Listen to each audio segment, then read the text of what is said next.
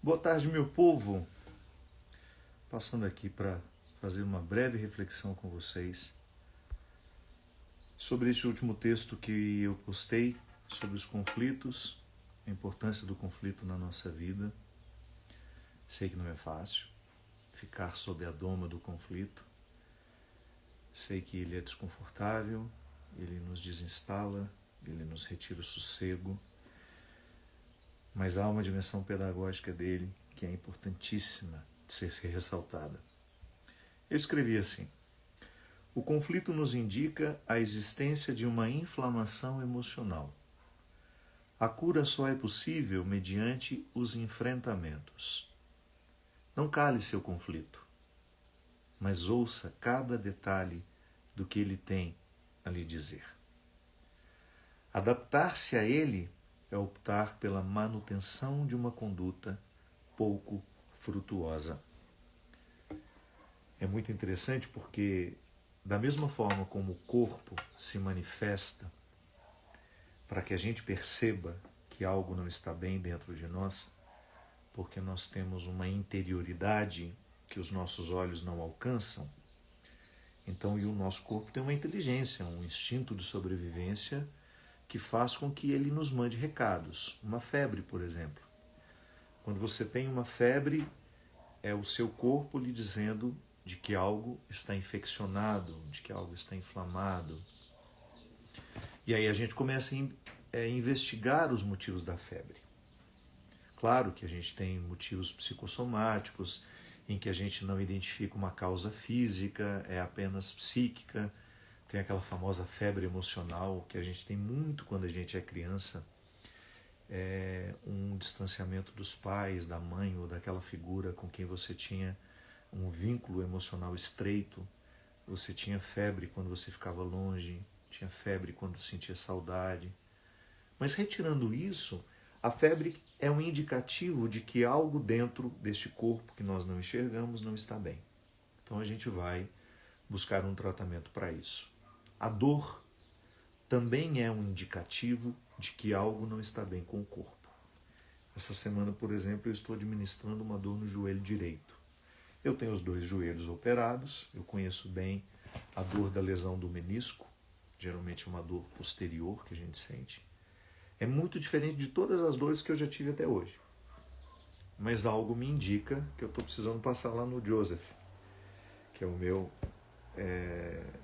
Toda vez que eu tenho uma situação assim, é ele que cuida de mim. Preciso observar os sinais do meu corpo. A dor é um indicativo de que algo em mim não está bem. Então presto atenção nos sinais do corpo, febre, dor, erupções na pele. Então nós temos queda de cabelo, nós temos vários sintomas, gritos que o corpo dá para que a gente preste atenção nas necessidades dele, sobretudo aquelas que nós não enxergamos dentro de nós. Para isso nós vamos para as máquinas que nos radiografam, as tecnologias mais avançadas, o velho raio-x que mostra a situação dos seus ossos, as tomografias computadorizadas que indicam o que existe dentro de você que está errado. Vocês que me acompanham há muito tempo sabem que eu administro há 8 anos um zumbido no ouvido que acabou com... Acabou não vou exagerar. Retirou muito da minha qualidade de vida nos últimos tempos. E aí, durante muito tempo, eu lidava com esse zumbido que era acompanhado de algumas perdas leves de audição, sempre do ouvido esquerdo. Tratei durante muito tempo como surdez autoimune, uma doença autoimune que eu não sei a causa, que está muito ligada ao emocional. Agora, no início do ano, eu estive em Lisboa e lá encontrei o Dr. Leonel, um dos maiores especialistas em otorrino no mundo, um dos homens mais esclarecidos em diagnóstico, Leonel Luiz, aliás, um homem simpaticíssimo, que me atendeu com muito carinho. O Dr. Rubens Brito cuidou durante muito tempo de mim aqui no Brasil. Atualmente, o Dr. Márcio Salmito tem me acompanhado, porque ele faz a aplicação introtimpânica, né, de corticoide. Então, eu uso corticoide com muita frequência e às vezes períodos muito longos. Por isso que às vezes eu fico mais gordinho, mais inchado, as pessoas ficam, o que está acontecendo com a cara dele? É corticoide. Corticoide incha muito, deforma a gente.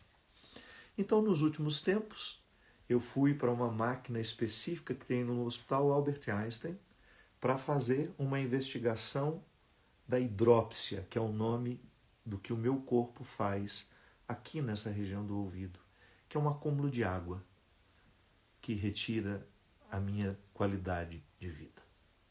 Então, aquele exame me indica algo que está acontecendo comigo. Hoje eu tenho um diagnóstico mais fechado, não consideramos mais doença autoimune, mas síndrome de Meniere, que é uma doença muito comum, que acompanha com vertigem, perda de audição. Graças a Deus eu não tenho a vertigem, eu só tenho a perda de audição. Mas agora eu estou controlado. Descobri uma outra forma de tratar e está dando certo o tratamento. Mas enfim, nós temos diversas formas de tentar identificar o que está acontecendo com o meu ouvido.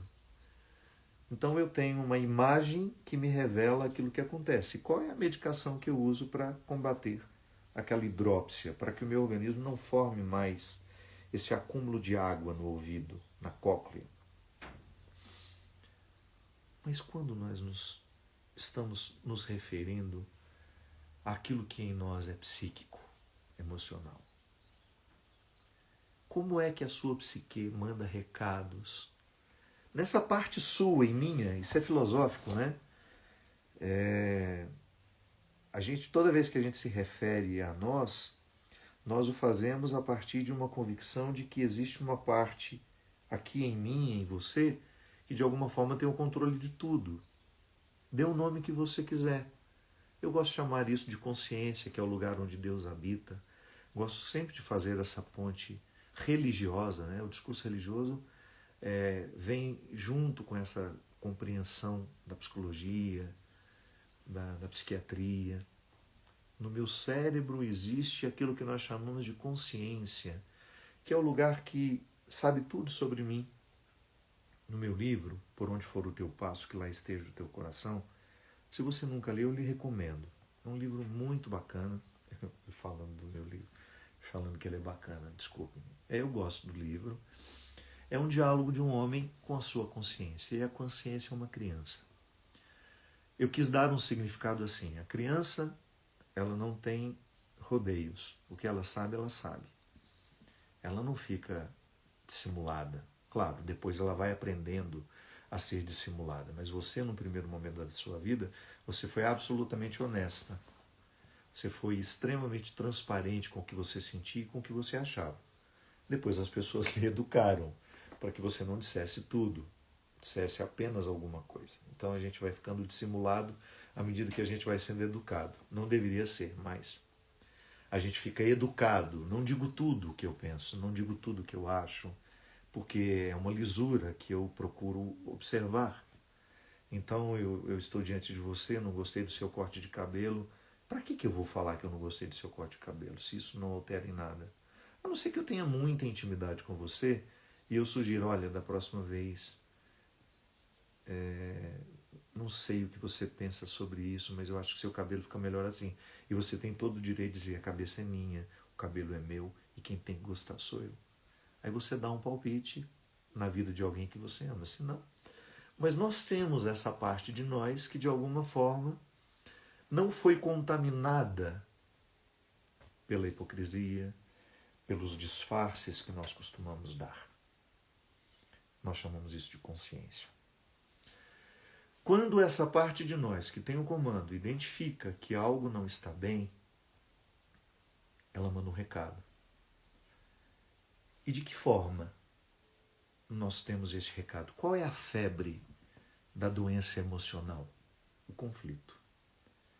Se o corpo, quando adoece, precisa nos dar um indicativo de que algo não está bem com ele, uma febre, por exemplo, quando nós não estamos bem emocionalmente, a manifestação chama-se conflito. O conflito é a febre das emoções. O conflito é aquela realidade que lhe coloca um obstáculo entre aquilo que você é com aquilo que você está sendo.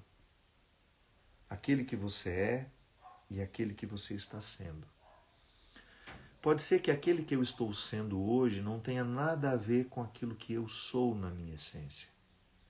Então eu fui assumindo coisas na minha vida que não me diziam respeito, e por ter medo de contrariar alguém, eu fui acatando aquilo como meu, foi ficando para mim, fui assumindo, não fui tendo coragem de dizer que aquilo não era para mim, que aquilo não tinha nada a ver comigo, e de repente aquela situação se avolumou e eu deixo de morar bem dentro de mim. E aí eu fico conflituado. A febre das emoções é o conflito. Fico conflituado, não caibo dentro de mim, não sei como agir, não sei como viver, como fazer. E o conflito, ele se estabelece dentro de nós assim, como uma espécie de espinho no travesseiro. Sabe, como se você tentasse dormir numa cama cujo travesseiro está forrado de espinhos. Toda vez que você deita a cabeça, você sente o espinho. Está desconfortável, não consigo dormir. Às vezes, aquele desconforto vai aumentando, vai aumentando, vai aumentando. E o que eu preciso fazer? Preciso enfrentar. Preciso pegar esse travesseiro e tirar espinho por espinho e jogar fora para que o travesseiro volte a ser confortável. Na vida emocional acontece a mesma coisa. Às vezes nós vamos permitindo que alguns contextos extremamente desconfortáveis vão ficando na nossa estrutura de vida, e a gente vai convivendo com aquilo, e a gente vai passando os dias, e a gente vai se adaptando a isso. É como se a gente se adaptasse à doença, como se você se adaptasse à febre. Não, o seu corpo não foi criado para ficar constantemente em estado febril. Aliás, a febre é um desconforto horrível. Você perde o ânimo, você perde a disposição. Você tem que tomar um antitérmico. Mas qual é o antitérmico para o conflito? Qual seria a porção que teria alguma ação sobre esse conflito? O enfrentamento. O que é o enfrentamento? É a capacidade, a coragem que você tem de colocar-se diante daquilo que está sendo desconfortável do ponto de vista das emoções para você. Por que eu estou sentindo isso? Por que eu estou tão desconfortável em mim? E você tentar identificar. Pode ser que você tenha assumido muita coisa que não era sua, que não era para você, que não tem nada a ver com você, e você foi se adaptando. Pode ser que você tenha estendido aquele relacionamento que você sabe que já acabou há muito tempo. Não existe respeito, não existe amor, não existe solidariedade, só existe a obrigação. Aquele relacionamento pode ser de amizade, pode ser de namoro, pode ser de casamento, pode ser o que for. Todo relacionamento precisa ser purgado. As nossas relações, até mesmo as obrigatórias. Você precisa purgar a sua relação com seus filhos todos os dias. Ou se não é todo dia, né? Porque dá a impressão que a gente vai ficar aí eternamente terapeutizando tudo. Seria o ideal. Mas pode ser que você coloque para você a regra de pelo menos uma vez na semana pensar na qualidade dos seus relacionamentos. De que maneira você está levando adiante os vínculos que você tem. E você identificar os conflitos que existem em cada relacionamento. Inclusive, aquele relacionamento que não passa por uma outra pessoa, mas que passa por uma escolha. O trabalho que você tem, por exemplo. O trabalho não é uma pessoa, mas é uma escolha que você fez um dia. E pode ser que o seu corpo, as suas emoções estejam tentando lhe mostrar que esse trabalho é um lugar de infelicidade para você, que você ficaria muito mais feliz e muito melhor se você até ganhasse menos, mas estivesse trabalhando em algo que lhe realizasse. Tá bom, mas aí você pode dizer para mim, padre, e a estabilidade que eu alcancei? Você precisa pesar isso, inclusive para ter direito de escolher pela estabilidade, sabendo que ela pode ser um aprisionamento para você. Mas até escolher a estabilidade, mesmo sabendo que ela lhe faz mal, precisa ser uma escolha. Esse conflito precisa ser sanado, precisa ser ouvido. Tá bom, eu chego à conclusão de que eu sou infeliz no meu trabalho, mas eu fico por causa da estabilidade. Mas você então fez o enfrentamento. Você chegou à resposta. O que é cruel é quando você não chega a uma resposta, mas você fica naufragada o tempo todo nas enormes ondas do seu descontentamento. Eu não ficaria num lugar, mesmo que me desse estabilidade, estando eu infeliz. Mas as outras pessoas têm o direito de viver isso. Sim, até para ser infeliz as pessoas têm o direito. E eu sei que às vezes é difícil a gente olhar isso e permitir que o outro seja infeliz. Quantas vezes eu quis mudar a cabeça das pessoas que eu amo porque eu queria a felicidade para elas? Mas elas naquele momento não queriam o mesmo que eu. E eu precisava, de alguma forma, ficar bem com a opção de não poder interferir mais. Tá bom, a vida é sua, tudo o que eu tinha de dizer eu já disse. Inclusive vou parar de falar, para não ficar aquela coisa desagradável também para mim, de ficar eternamente dizendo a mesma coisa. Mas a partir deste momento, viva o seu conflito e decida. Se é isso que você quer, então tá bom. Até para você ser infeliz, você tem o direito. Até de ser infeliz, você tem o direito. E eu não posso interferir na sua escolha. Mas é bom que essa escolha tenha passado pelo enfrentamento. Eu enfrento os meus conflitos. Eu não deixo para amanhã. Tá bom, esse amanhã, minha gente, eu não preciso ler literalmente, compreender literalmente. Às vezes o amanhã é mês que vem, ou depois dessa pandemia. Eu cheguei à conclusão de que, muitas pessoas já concluíram isso antes de mim. Eu assumi isso para mim como uma regra de vida. Que eu nunca posso tomar uma decisão importante quando eu estiver muito feliz ou quando eu estiver muito triste. Decisões importantes só devem ser tomadas quando eu estou no equilíbrio das minhas emoções. Nem tanto lá, nem tanto cá. Para mim tem dado certo. Às vezes eu passo por momentos difíceis em que eu quero reagir imediatamente. Eu penso, para que eu vou reagir a isso agora? Se a vida ainda está trabalhando. A vida ainda está trabalhando. Quantas coisas eu achei que eu tinha a compreensão delas e de repente eu percebi que não tinha nada e o tempo me mostrou, meu Deus, que ilusão a minha. Pensar que eu tinha resposta para aquilo, mas não tinha. Às vezes eu achei que eu estava enxergando a verdade, não era. Era um equívoco. O tempo veio e desmentiu, então hoje eu tenho tido muita paciência comigo. Muita paciência, eu preciso ter. Porque senão a minha vida será pautada a partir dos impulsos. E eu não posso ser impulsivo. Eu cheguei à conclusão de que, para mim, a impulsividade me coloca num contexto de muita burrice. Burrice racional e burrice emocional. A minha impulsividade me faz dizer o que eu não devo, fazer o que eu não deveria fazer. Então eu tenho dado um freio, colocado um freio na minha impulsividade. Mas eu não fujo do conflito. Toda vez que as minhas emoções, que a minha vida emocional quer me dar um recado por meio dos conflitos, eu recebo na sala de estar, na sala principal da minha vida. Ponho todos os conflitos e vou ouvi-los um a um. Conflito no trabalho? Está aqui, vou ouvir. Conflito com a minha mãe? Vou ouvir.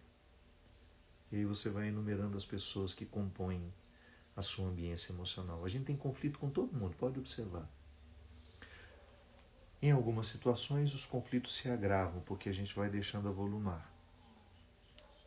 Mas é tão importante a gente ouvir o que eles têm a dizer. Não ficar deixando para amanhã, sabe? Quantas pessoas eu já identifiquei extremamente infelizes porque não souberam ouvir o conflito de cada dia.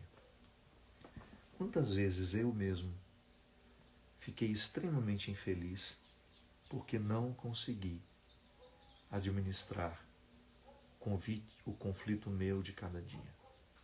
É um por dia, ou às vezes o dia é mais tumultuado, traz vários ao mesmo dia, mas eu preciso enfrentá-los, eu não posso colocá-los na gaveta e fingir que eles não existem. Se eu cuido da febre, por que eu não vou cuidar do conflito?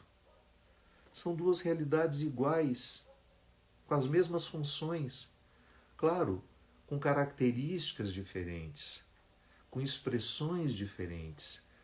São organismos diferentes. A febre é física, mas o conflito também eu sinto em mim. Quando ele me domina, o meu corpo todo ressente, a carne ressente. Eu fico ressentido. O meu corpo fica indisposto, me dá uma dor que eu não sei onde é. O conflito ele tem o poder de derramar no corpo uma série de químicas que são desfavoráveis à minha saúde física. Mas vou vivê-los, vou enfrentá-los, porque a qualidade da minha vida depende destes enfrentamentos. Se eu quiser viver sem enfrentamentos, eu não tenho direito de esperar qualidade de vida. Se eu não viver os meus enfrentamentos diariamente, eu não terei condições. Não posso, não é justo eu esperar uma situação mais satisfatória. Porque o que é o bem-estar? O bem-estar emocional. O bem-estar físico é aquele em que você sente que o corpo está bem. Você dormiu, você acordou descansado, você trabalha, tem disposição para o trabalho, você se cansa ao longo do dia, chega em casa, toma um banho, vai dormir, o sono vem, isso é bem-estar. Faz uma atividade física, tenta comer direitinho, isso é bem-estar.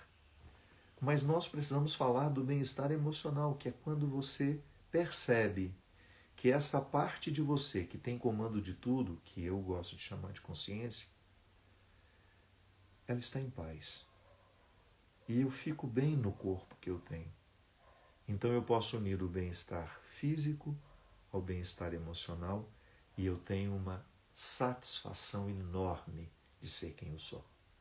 Quando uma coisa no meu corpo não está bem, por exemplo, quando eu tenho as minhas crises de ouvido e eu preciso entrar nos corticoides, meu Deus, como é sofrido para mim.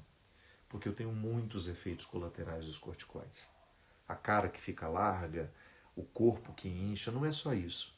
Eu tenho problema de vista que piora. Então, o desconforto físico, aquela sensação de plenitude no ouvido, o zumbido que não vai embora,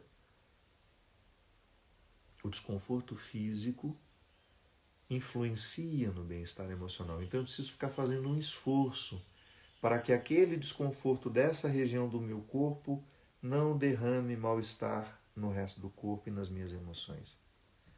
Hoje, por exemplo, eu estou bem, muito bem nos últimos 15 dias. Uma nova medicação, tirou meu zumbido, estou com sensação de audição perfeita, não estou com o ouvido tampado mais. Então isso favorece demais o bem-estar do corpo. Os dois caminhos precisam ser cuidados por nós. Cuido do bem-estar físico, cuido do bem-estar emocional. E o bem-estar emocional não é fruto de mágica, nem tampouco um resultado da oração somente. A oração ajuda muito. A oração nos ajuda a colocar as coisas no eixo, mas depois da oração vêm os enfrentamentos. Precisamos marcar uma conversa com fulano de tal. Para quê? Para pontuar os conflitos que nós estamos tendo. Preciso pontuar os conflitos que eu estou tendo com as pessoas. Preciso falar sobre eles com as pessoas, porque eles estão me intoxicando e eu não tenho o direito de fazer isso comigo.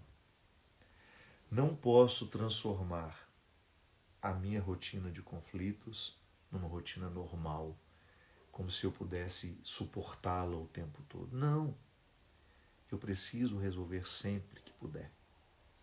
Sempre que eu posso, eu dou um passo na resolução desses conflitos, para eu não ficar eternamente acomodado neles. É tão difícil, é tão cruel você perceber que uma pessoa optou por acomodar-se com os conflitos. Aí aos poucos o sorriso vai indo embora, a disposição vai indo embora, vai perdendo o ânimo, a vontade de viver. E isso vai ficando tão profundo, tão arraigado. E às vezes, quando a pessoa tenta reagir, ela já não pode mais. Por isso, fique atento aos seus conflitos. Mas tenha uma atitude solidária também. É bacana isso. Você identifica que você pode fazer isso por você, mas você também pode fazer isso por muitas pessoas que neste momento estão conflituadas, precisando viver um enfrentamento. Precisando viver enfrentamentos. Motive essas pessoas a fazerem isso também. E o mais bonito, minha gente, quando nós ajudamos alguém, de alguma forma nós também estamos sendo ajudados. Eu faço questão de ajudar sempre. Aqui, para mim, minhas redes sociais, a minha vida pessoal, o meu contato com as pessoas, onde eu sei que existe um conflito, eu gosto de alguma forma. Se eu puder ajudar, eu quero ajudar. Quero contribuir. Porque eu já fui tão ajudado pela minha vida afora. Quantas vezes os conflitos queriam me matar, queriam me arrancar da alegria, queriam me arrancar da minha disposição. E eu tive pessoas fundamentais naquele momento, que me deram a palavra certa, que me ofereceram um ombro, um colo, um amor, um carinho. Então a gente pode ser um para o outro. Eu me disponho. Eu fiquei pago para isso e tenho uma enorme satisfação de perceber que o meu ministério me permite isso. De alguma forma, ao expor os meus conflitos pessoais, a maneira como eu lido com eles, também ajudar outras pessoas a lidarem com seus conflitos. É assim que a gente vai qualificando a nossa vida, transformando cada vez mais o nosso coração num lugar harmonioso. Quanto mais em dia eu estiver com os meus conflitos, isso é, enfrentando-os, ouvindo o que eles têm a me dizer, prestando atenção nas mensagens que eles estão me trazendo, permitindo que cada um deles diga, me sugira o que eu posso fazer para vencê-los, ou para adquirir, chegar neste bem-estar emocional que é tão fundamental nos dias de hoje. Quanto mais eu caminho nessa direção, mais harmonioso eu me sinto. E o mais interessante, a gente perde muito daquela pretensão de sermos perfeitos, de sermos prontos e acabados. Não. O ser humano que está em dia é aquele que resolve os seus conflitos toda hora, todo instante. Não existe perfeição para nós. Nós nunca seremos perfeitos. Bobo de quem desejar ser. Nós somos imperfeitos, mas precisamos ser honestos com as nossas imperfeições. Preste atenção nos seus conflitos. Ouça o que eles têm a lhe dizer. Pode ser que você esteja conflituado há muito tempo e não tenha dado atenção, devida atenção às vozes interiores que tentam lhe alertar das mudanças que você precisa fazer para viver melhor, para ser mais inteiro, para ser mais feliz. Que Deus abençoe nosso propósito, que Ele possa iluminar o nosso coração hoje, nos conceder a sabedoria, o discernimento, para ouvir o conflito, enfrentá-lo e resolvê-lo. Que Deus nos dê sabedoria, discernimento, para também ajudar os conflituados que estão ao nosso redor. Que Ele aguce em nós o nosso sentimento de fraternidade, de solidariedade, para que nós tenhamos paciência com os que estão conflituados ao nosso redor. e nós tenhamos este movimento, tenhamos a capacidade de fazer este movimento, de sair de nós, de viver cada vez mais essa revolução. Isso é uma revolução. Reconciliar-se diariamente é um movimento muito revolucionário. Eu ouso ser quem eu sou. Eu ouso todos os dias ouvir os meus conflitos, não me acomodar a eles e buscar a transformação, a evolução que eles podem me ajudar a viver. Abençoe-nos o Deus Todo-Poderoso, Ele que é Pai, Filho e Espírito Santo. Amém. Obrigado pela sua companhia, obrigado pela sua presença.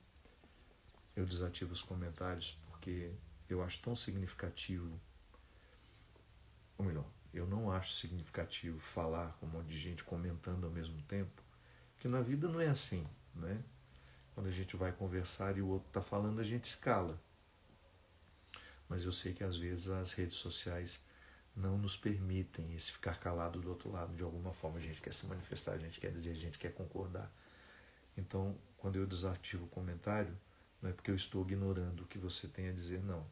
É porque eu considero que seja importante neste momento a gente estabelecer uma comunicação assim. Eu sinto falta de ouvir.